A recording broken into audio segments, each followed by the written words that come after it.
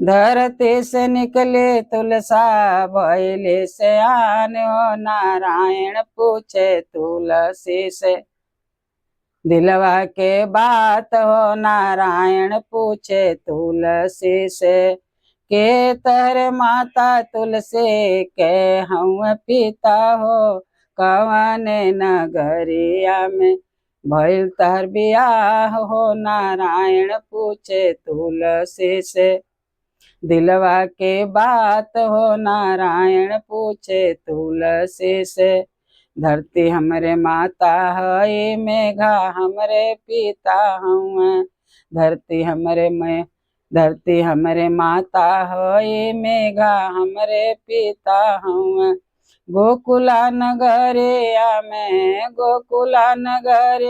में भइल हमर बियाह हो। नारायण पूछे तुलसी से दिलवा के बात हो। नारायण पूछे तुलसी से दिलवा के बात हो। नारायण पूछे तुलसी से कहाँ तोहरे नैहर तुलसी कहाँ तोहरे सासुर हूँ। कहाँ तोहरे नैहर तुलसी कहाँ तोहरे सासुर हूँ। के करे अनाम के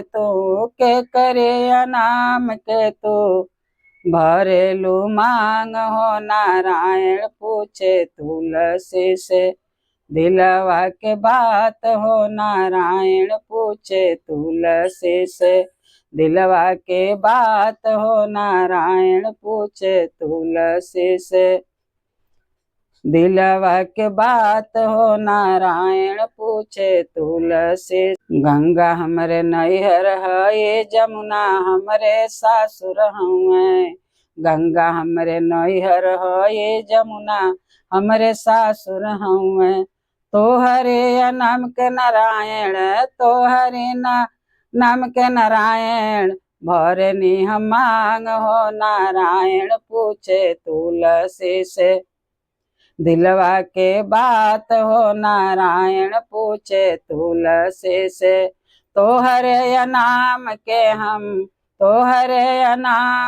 हम भरनी मांग हो। नारायण पूछे तुलसी से दिलवा के बात हो। नारायण पूछे तुलसी से दिलवा के बात हो। नारायण पूछे तुलसी से दिलवा के बात हो। नारायण पूछे तुलसी से। बोलो तुलसी माता की जय। और हमारे गाना पूरा सुनना और लाइक भी करना, अब सब्सक्राइब भी करना।